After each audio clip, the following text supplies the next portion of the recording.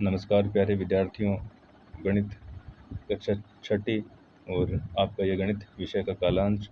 तो हमने प्रश्नावली 1.1 कर ली थी और बड़ी संख्याओं के बारे में उन पर आधारित अभी हम चल रहे हैं प्रश्नावली 1.2 में और प्रश्न क्रमांक आपका है 1। प्रश्न देखिए क्या है। किसी स्कूल में 4 दिनों के लिए एक पुस्तक प्रदर्शनी आयोजित की गई। पहले, दूसरे, तीसरे और अंतिम दिन। ये पहला दिन, दूसरा दिन, तीसरा दिन और अंतिम दिन। तो भाई पुस्तक प्रदर्शनी 4 दिनों के लिए लगाएगी, ठीक है। और ये आपको दे रखा है खिड़की पर क्रमशः 1094, दूसरे दिन 1812, तीसरे दिन 2050 और अंतिम दिन विद्यार्थियों 2751 टिकट बिके। तो कुल मिला के आप ये ज्ञात करिए कि इन चारों दिनों में कुल कितने टिकट बिके। तो हम क्या करेंगे, सिंपली यहाँ पे लिखेंगे कुल टिकट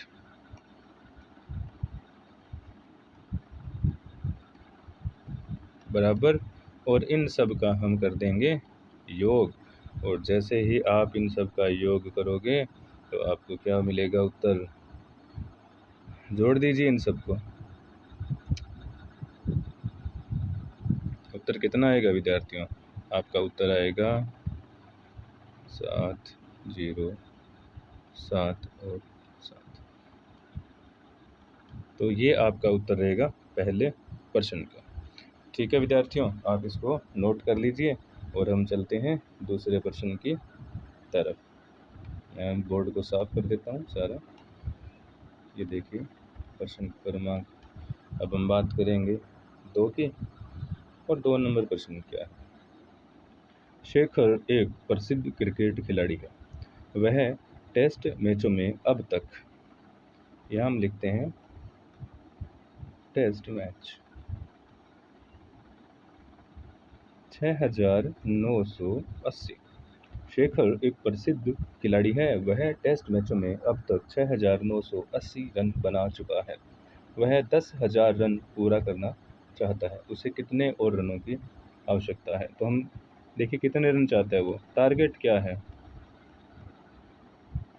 टारगेट है 10,000 रन।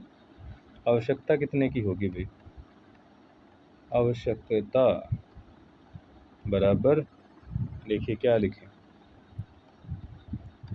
10,000 माइनस 6,980।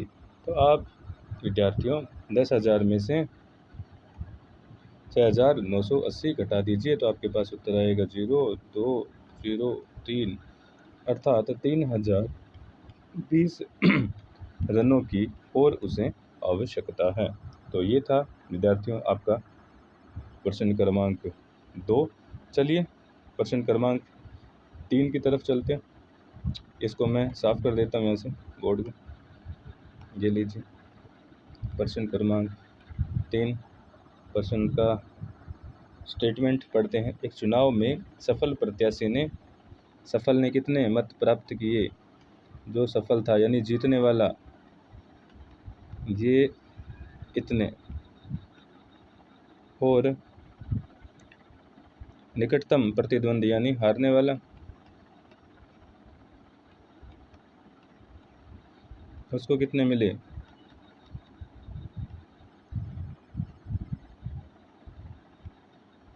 इतने, ठीक है।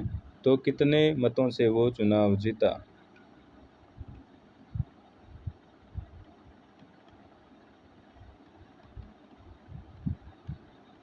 बराबर क्या लिखेंगे, 5, 7, 7, 5, 100 माइनस 3, 4, 8, 700। अब आप इसमें से बड़ी वाली संख्या में से छोटे वाली संख्या घटा दीजिए तो आपको उत्तर मिलेगा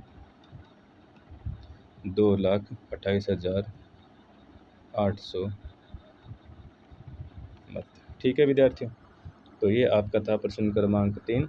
आप देख लें इस प्रश्न को, फिर हम करते हैं प्रश्न नंबर 4, इसको मैं कर देता हूँ यहाँ से साफ। चलते हैं हम प्रश्न क्रमांक 4 की तरफ, प्रश्न पढ़ते हैं, उसके बाद उसको करते हैं सरल। कीर्ति बुक स्टोर ने जून के प्रथम सप्ताह में कितनी पुस्तकें बेची? यहाँ लिखते हैं प्रथम सप्ताह।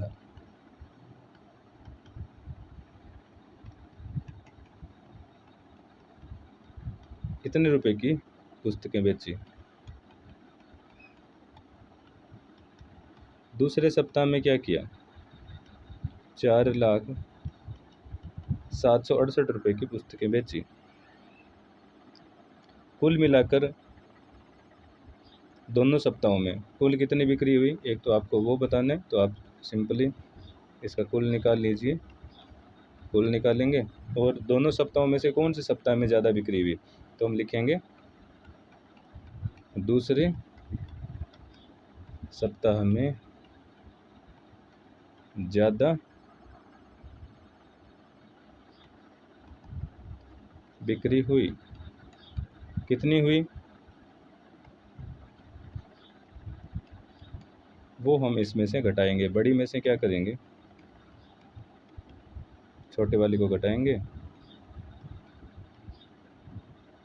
और हम यहाँ पे उत्तर को प्राप्त करेंगे। ठीक है, तो देखिए पहले में जोड़ करना है, दूसरे में घटाव करना है। जैसे इसका जोड़ करेंगे हमारे पास उत्तर आएगा 6,86,659 रुपये। ठीक है, अब हम इसको घटाएंगे तो हमारे पास उत्तर क्या आएगा? 1,14,877 रुपये। इतने की बिक्री दूसरे सप्ताह में ज़्यादा हुई थी। ठीक है विद्यार्थियों, चलते हैं प्रश्न क्रमांक 5 पर।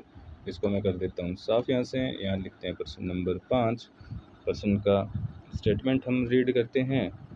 ये कह रहा है कि अंक कौन कौन से विद्यार्थियों? 6, 2, 7, 4 और 3। प्रत्येक संख्या का एक बार उपयोग करते हुए 5 अंकों की बनाई जा सकने वाली सबसे छोटी और बड़ी संख्याओं का अंतर ज्ञात कीजिए। यहाँ मैं लिखूंगा बड़ी और यहाँ हम बनाएंगे छोटी और लास्ट में हम लिखेंगे अंतर। ठीक है विद्यार्थियों, अंतर में क्या लिखेंगे? बड़ी माइनस छोटी। कितने अंकों की बनानी है? 5 अंकों की। तो 1, 2, 3, 4, 5। सबसे बड़ा अंक 7, तो यहाँ पर आएगा 7। छोटी 1, 2, 3, 4, 5। सबसे छोटा अंक इसमें लिखेंगे 2। ठीक है, 2 नंबर पे सबसे बड़ा अंक 6, फिर 3 नंबर पे सबसे बड़ा अंक 4 और फिर 3 और फिर 2। तो सबसे बड़ी संख्या कौन सी होगी? 7, 6, 4, 3, 2। और सबसे छोटी संख्या कौन सी हो जाएगी? 2, 3, 4, 6, 7। अर्थात 2, 3, 4, 6, 7। अंतर निकालेंगे। अंतर देखिए,